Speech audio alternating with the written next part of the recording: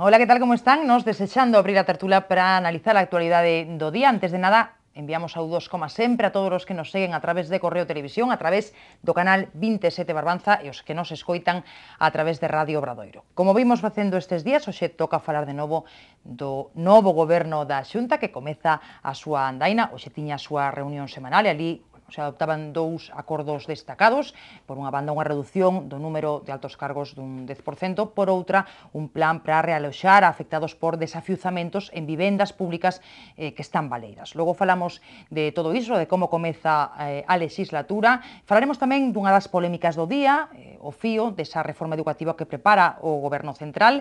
Dende a Generalitat de Cataluña din que é o maior ataque ao catalán dende o ano 78, pero para o presidente Núñez Feijóo estamos ante un problema máis ideolóxico ou político que un problema dos cidadáns. Bueno, son dúas das cuestións que imos poñer en riba da mesa hoxe cos nosos tertulianos, os xornalistas María Méndez. Que tal, María? Benvida. Xosé Antonio Perozo. Que tal, Perozo? Benvido. E o abogado Javier Sánchez Agustino. Hola, Javier. Hola, que tal? Benvido tamén. Así que presentados os tres, imos xa cos temas de hoxe. Falaba eu da reunión semanal do Goberno na que Núñez Feijóo anunciaba unha reducción do número de altos cargos dun 10%. Imos escoitar as súas palabras, logo comentamos. Os cambios aprobados hoxe supoñen unha reducción de un 10% adicional ao número de altos cargos con rango de dirección xeral que viña existindo nesta legislatura. En consecuencia, todas as consellerías producen reducións de entes ou direccións ou secretarías xerais que todas sumadas supoñen un novo reducción do 10% dos altos cargos con rango de dirección xeral na Xunta de Galicia. Unha medida que se prevén aforrar 2 millóns de euros durante a legislatura. Di Feijóo que a actual estrutura do goberno é a máis reducida das comunidades históricas, e a min o que me interesa é preguntarvos por esa cuestión e tamén en xeral polo goberno. Que vos parece, porque aínda non vos vin dende que empezou a traballar, que vos parece este novo executivo no que apenas hai caras novas, só unha, e hai un vicepresidente do que logo tamén quero preguntarvos por outra cuestión. Bueno, para empezar así brevemente, que vos parece o novo goberno? A ver, Perozo, dalle o aprobado. No, mira, o novo goberno, eu creo que o goberno en xeral non foi un goberno eficaz, o sea, porque non resolveu os problemas e mantén o goberno. Bueno, pois imagino que está dentro da tónica, porque se con ese goberno que foi hasta onde chegou, fixo esa travesía do mar e conseguiu chegar a Porto e ademais chegar coas naves incluso, coas velas despegadas, pois o normal é que o manteña. O sea que a min eso me parece razonable, me parece o normal en unha digamos, dinámica política.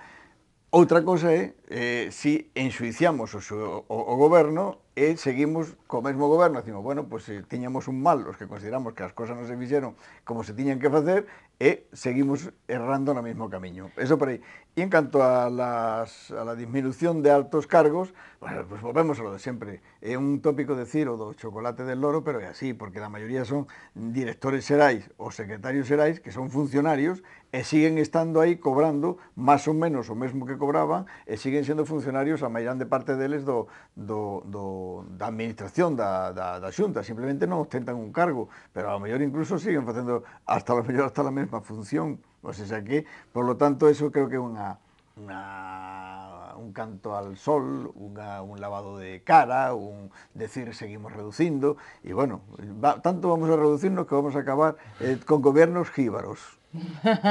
A ver, María e Javier, se concordan con Perozo ou non? A ver, María. Bueno, totalmente de acordo, e sin que sirva de precedente, co feito de que, evidentemente, o goberno garantiulle unha importante victoria electoral, por tanto, era razoable que para que xogara cartas novas, non? Se as que tiña levaron ao triunfo. En calquer caso, apuntaría tamén a unha cuestión que comentou o propio Feixóo, que entendo que é importante, que é a experiencia adquirida, que é un activo destacadísimo en persoas non membros do goberno que teñen, evidentemente, cando son recén nomeados, teñen un período de transición que eso ralentiza, se non paraliza moitas decisións de goberno, e moita posta a punta do novo executivo, e desta forma, digamos, espérase maior celeridade ou maior rapidez na toma de decisións. Considero que a incorporación dun conselleiro de Economía co perfil que ten de carácter economista, a man dereita do presidente do goberno, pareceme que ven a cubrir un eido importante que é o da a responsabilidade económica, evidentemente das máis destacadas da legislatura, por suposto que vai a ser, e ademais teño entendido que tamén é unha persona experta no tema internacional e, por tanto, bueno, supoño que terá que demostrar todo, en fin, o seu historial, pero, bueno, ben elexido está, en principio. E logo, con respecto ás medidas que tomou o Consello, o que me alegro que fora unha de índole social moi importante, que é o realoxamento en vivendas sociais. Bueno, era un tema urxente, había que resolver. E que anunciaran na investidura, non? E que se había anunciado, e pareceme que era unha decisión que non se pode alongar un tempo, sino que había que xa establecerla, por tanto, benvida sea. E logo, con respecto a reduccións... O que pasa que aí vamos ver cantas vivendas hai, cantas xente que los pero bueno, a medida está tomada. Sí, a medida... Evidentemente, aquí sempre temos logo que ir máis alá por eso, eu que digo, la medida socialmente, si se cumple... Pero a medida está tomada, que eso é xa moi importante. Si socialmente se cumple, é realmente interesante. E logo, o tema da reducción dos altos cargos, evidentemente que parece que é un brindis ao sol, como decía Perozo, pero o que hai que descatar é que todos os gobernos, as primeiras medidas que tomaban era a ampliación automática de cargos, sempre.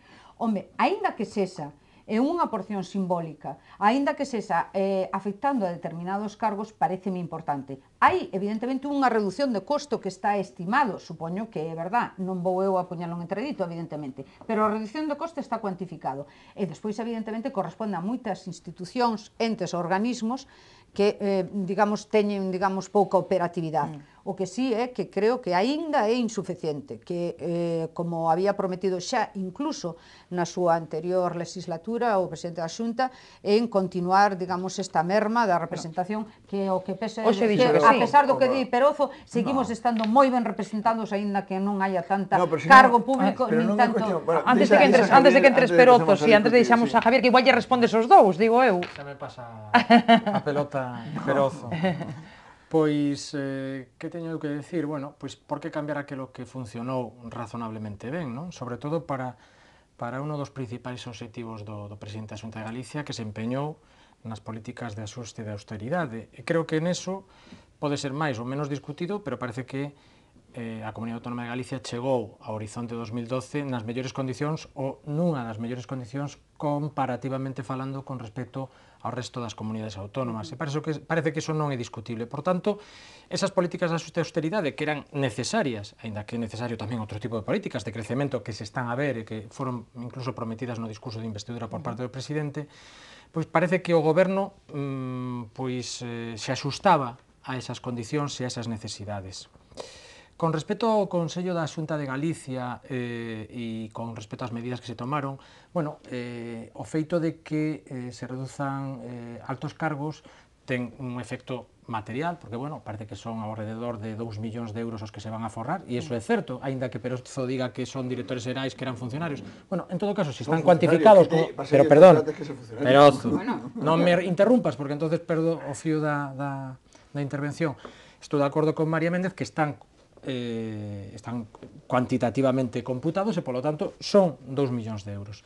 Pero, máis que o feito do material, desde un punto de vista cuantitativo material, o importante é que o presidente nos está dando unha chamada de atención. Seguimos en serio nas políticas de axuste e de austeridade, e isto é simbólico. Evidentemente, empezar, dende o meu punto de vista, o primeiro Consello da Xunta de Galicia cunha reducción de altos cargos é unha chamada de atención e un simbolismo de cara á sociedade por riba de que sexa máis ou menos importante dende un punto de vista material. Quizáis o máis importante do Consello da Xunta de Galicia de hoxe é precisamente as políticas de realoxo, non, para que as familias que os seus ingresos non superen o 2,5 do IPREN, que é o índice público de renta de efectos múltiples. 532 euros. Efectivamente. Entonces, bueno, pues para esas familias que non superen ese índice, e que de alguna maneira foron executadas hipotecariamente como consecuencia do impago das súas hipotecas, pois vai, no propio acordo do Consello da Xunta de Galicia, xa establece que os potenciais beneficiarios van a estar en torno a 500 familias. Moi probablemente a cifra este por riba deso, pero tamén coincido con vos que o importante era tomar a medida e ter a iniciativa e, sobre todo, ter na senda de traballo ese problema como unha das prioridades. Por iso que nese sentido sí que me parece que o Consello da Xunta de Galicia de hoxe, máis que pola súa importancia material, ten unha importancia simbólica bastante trascendente dende o meu punto de vista. Eu creo que sí que é simbólica. Logo xa vamos a ver se os símbolos se realiza, porque mira, a reducción de cargos son 500.000 euros o ano. 500.000 euros ano. Que me parece razonable se esos 500.000 euros estaban tirando. Que eu considero que os secretarios xerais, os directores xerais e tal, cando están facendo unha función, non están simplemente aí representando algo. Ou non. Bueno, ou non, pero si era que non, porque non os cargaron hai 4 anos? Eso xa de entrada, xa podían haberlos cargado hai 4 anos. Sí, a mellor había que cargarlos antes, ou non había que constituílos.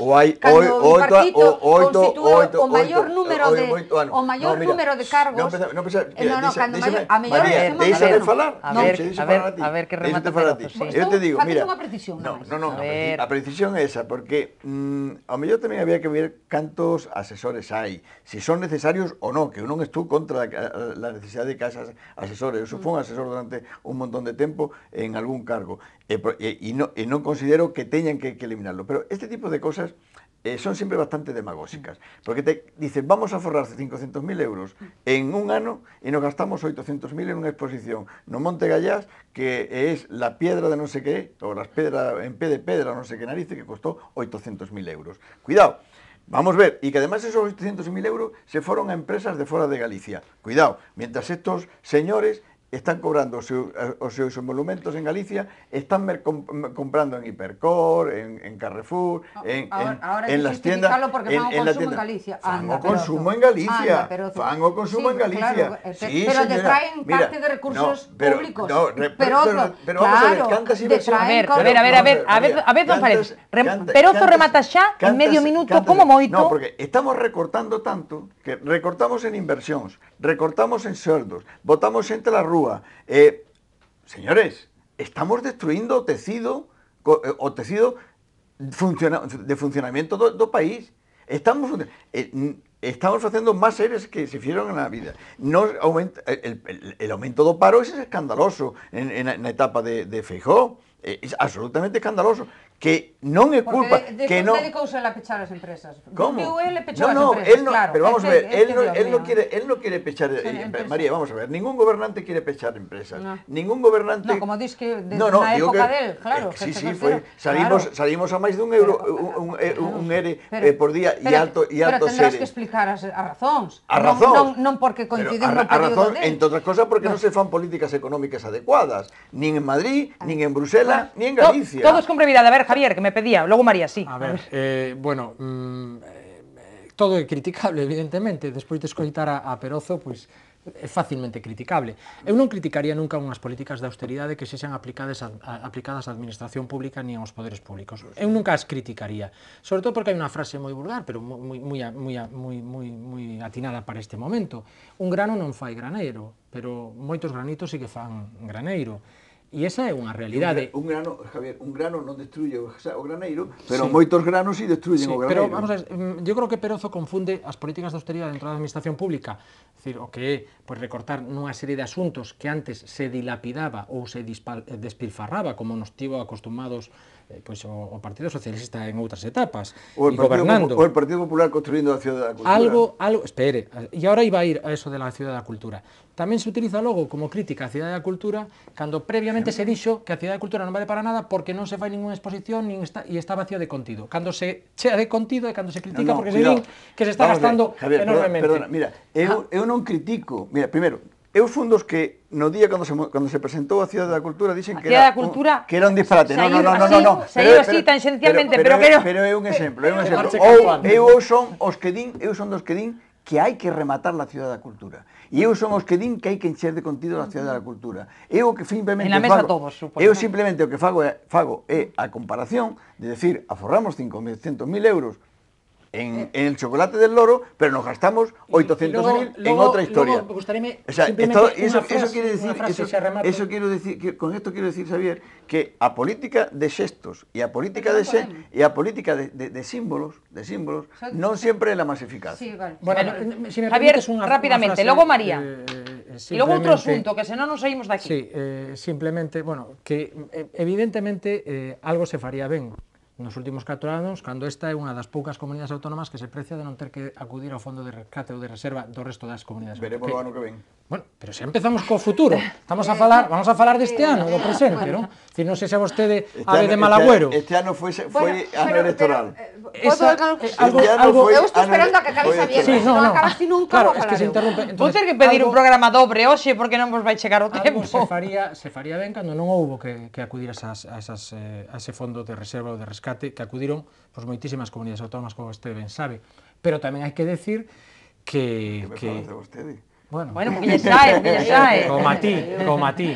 Entonces, eso é o importante, non? É dicir, cando unha comunidade autónoma leva a cabo unhas políticas de austeridade de axuste que ten consecuencias beneficiosas ou positivas, e logo son tamén dos defensores de que en nome da crisis non vale todo, evidentemente, non vale todo, porque isto é como os altos hornos ou unha siderúrxica ou a metalúrxica, é dicir, os hornos non se poden apagar nunca, teñen que estar sempre prendidos porque prendelos de novo costa moito máis cartos que telos encendidos. Eu entendo a economía tamén así, é dicir, a economía ten que estar encendida permanentemente porque se corremos o risco de apagala definitivamente logo botala a andar vai ser moitísimo máis complicado. Pero dito eso, era necesario pasar por este trago das políticas de axuste e de austeridade para xustamente iniciar, esperemos, políticas de crecemento. A ver, María, rapidamente. Bueno, mira, eu estou totalmente de acordo co espírito crítico, co espírito destructivo nunca. Digo, ahora vou a justificar porque eu digo, sí, espírito, vamos a ver. Creo que no debate de investidura unha das maiores cousas que se achacou supostamente o discurso novo o de presidente electo en esos momentos era que carecía de políticas sociais no seu contido. A primeira medida que toma é de carácter con unha medida social e resulta que xa se verá porque aínda non se sabe se vai a ser certo. Eso é absolutamente destructivo. Pode ser crítico o momento que vexas establecido e publicado, entón podes entrar a analizar o seu contido. Permíteme el beneficio de la dúbida. Bueno, sempre tes o beneficio da dúbida cando te interesa. Despois hai outra cousa. Falas de que por que digamos, facer unha redimensión da administración, é que evidentemente que era necesario unha redimensión absoluta da administración pública. O problema é quen é capaz de encarar ese proxecto, pero sí era necesario. Se coñeces algo esas cifras, o sector privado durante os últimos anos foi o que máis pagou a crise, evidentemente, non o sector público. Evidentemente, se é necesario que en este país se reduzca porque non hai recursos públicos suficientes para manter a administración pública no ámbito e na dimensión que ten, hai que reducilo. Evidentemente, ti estás falando de que pertenecen á función pública e esa xente parece que ten o don de intocabilidade, pero sí, evidentemente, se ten cargos añadidos e eses cargos supoñen, digamos, un emolumento superior, pois se recorta e non pasa absolutamente nada. É que non sei cal é a dificultade de que se non vai a consumir, é que non entendo cal é a gran dificultade. A dificultade, María, cando penso que este país se vai a pasar por unha redimensión, pero bastante dura do sector público. Hai dúas formas de gobernar. Gobernar para a administración ou gobernar para os ciudadanos. E en este país e en Europa se está gobernando para as administracións. Non se está gobernando para non se gobernou sempre para as administracións. No, hombre, claro. Daí a ampliación consecutiva que hubo da administración pública, porque se miraba o las políticas de reducción que se están facendo, la prueba la estamos vendo. El caos que hai nas familias, nas calles, na rúa, la falta de crédito, la falta de cartos, e estamos sacando cartos para darles á banca, que foi que nos meteu en este pozo, e os estamos sacando cartos das pensións para a banca, cartos dos obreiros para a banca, cartos dos funcionarios, tú non le estás dando dinero a los bancos. ¿Cómo que no? Cartos dos funcionarios para la banca. Tú estás manteniendo un sector financiero que sería moi grave que se cayera. Bueno, a ver, logo falamos do sector financeiro de Nova Galicia Banco, que é un dos temas de hoxe, pero mira, fago vos unha pregunta así para ir cortando o tema e avanzar. Bueno, onte coñecíamos que en xaneiro haberá congreso do PPDG e ali se decidirá se Alfonso Rueda, vicepresidente da Xunta, continúa como secretario xeral do partido. Eu pidovos a vos que vos adiantedes e que me digades se credes que debe seguir na Secretaría Xeral agora que, bueno, vicepresidente da Xunta, conselleiro de Presidencia, ten, pois, eso, moitas responsabilidades. A ver, quen o ten clarito? Falo eu para que logo me contesten. Como ti queiras.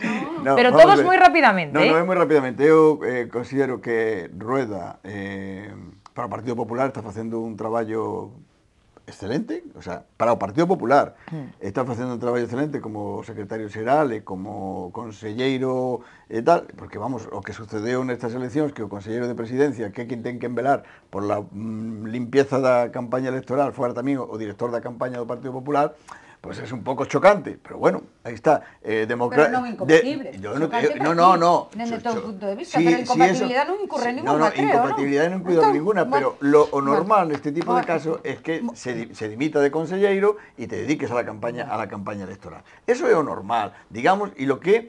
Porque, no, eso, la muller de César, ademais de ser honrada, ten que parecerlo. E eu non estou ponendo... Eso non é ninguna deshonra, non? Non estou ponendo en dúbida, María, e deixa falar, porque non deixa falar a nin Dios, ti pode falar todo o que quieras de largo, e eu tamén, pero deixa falar. Aquí o único é Javier, o único que agardase a súa quenda de palabra. Entón, eu calculo que sí, que Rueda seguirá sendo secretario xeral, seguirá sendo conselleiro, seguirá acumulando ese tipo de cargos e tal, porque vamos, en esta época reduccionista, convén que se acumulen todos os cargos sobre uno mismo. A ver, pero eu creo que sí. Non sei se cree que debe ser así, pero me di que cree que será así, vamos. Que será así, por eso. O nomeamento de vicepresidente, non sei se vai a significar pois máis a acumulación de tarefas, e moi probablemente de algunhas de carácter institucional, non? Pero tampouco vai haber moitísima diferencia entre os 4 anos anteriores e estos, en canto a que o feito de ser vicepresidente supoña pois un trastorno ou un obstáculo para que poida seguir desempeñando a secretaria xeral do partido. E o feito tamén de compatibilizar o cargo de diputado na Cámara, pois tampouco ten demasiada influencia, porque, aínda que na etapa anterior non foi diputado, sí que é certo que un conselleiro, pola súa condición de conselleiro, ten que comparecer en moitísimas ocasións, tanto a petición da Cámara como a petición propia, no propio Parlamento. En outras moitísimas ocasións tamén comparece simplemente polo feito de estar presente en determinados asuntos de debate ou de interés xeral. Por eso que eu digo que non hai unha, dende o meu punto de vista, non hai unha modificación das tarefas que lle foron encomendadas que xustifiquen. Outra cousa é que logo consideren que nesta etapa o considero presidente ou considere o vicepresidente Rueda que é necesario pois encomendarse ou pois decidirse por unha serie de tarefas e deixar outras, non? Pero sí que me parece que non xustifica a acumulación de tarefas nesta etapa o feito de que teña que deixar a secretaria xeral. Pero bueno, é unha opinión personal, é dicir que neste sentido... Como? Non se estará preparando para o sucesor? Habrá que preguntarle, pero en calquer caso... Vamos a ver, o que sí que é certo, é dicir, en calquer ente, entidade, asociación, organismo, sempre hai un presidente ou un vicepresidente que sustitúe aquel que exerce as funcións presidentes. Pero se foi así, ata certo punto era un pouco anacrónico que non houbera un vicepresidente. Non parece que incluso que é un mecanismo de seguridade institucional. Que tuvera máis ou menos as mesmas tarefas. De feito, viña facendo casi de vicepresidente. En algunha ausencia do presidente, en algún viaxe a tal, presidiu creo que algún consello de Xunta, efectivamente. Que non sei se estatutariamente o partido establece algún tipo de incompatibilidade coa condición de diputado e outros tipos de cargos. Eu non sei, non sei se ocorre así.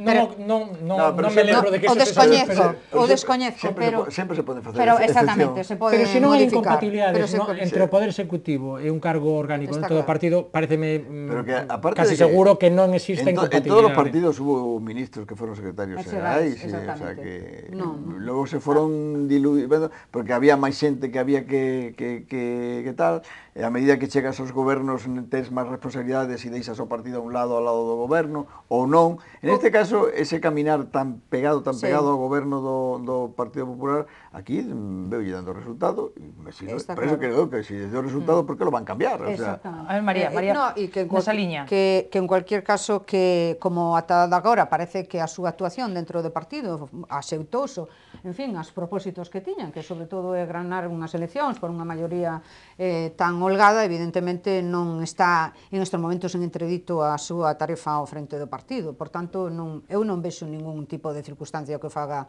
alonxar dese cargo. Pero, bueno, xa digo que descoñece estatutariamente. O vicepresidente vai indisolublemente unido ao mantenimento da condición de diputado. Está claro. Desde o punto de vista. Bueno. Sí, lo que pasa é que, bueno, en el anterior goberno fixeron unha operación que era razonable e que todos aqueles que eran conselleiros non podían estar no Parlamento, porque tiñan un nada máis, agora teñen algo máis, hai un marxe importante de deputados que lle permite manter algún conselleiro na condición de diputado, que ademais tamén é importante por esa vinculación entre o Poder Legislativo e o Poder Executivo. Unha das tarefas que se lle encomendan ao vicepresidente, neste caso, máis creo que o dixo no debate de investidura ao presidente, que manteña as relacións entre a Cámara e o propio Poder Executivo, é dicir, son funcións tan esenciais, pero tamén transversais dese carácter. Bueno, pois nos imos facer unha pequena pausa para a publicidade, facemos un pequeno descanso, collemos folgos, á volta, outros asuntos que marcan a actualidade da xornada.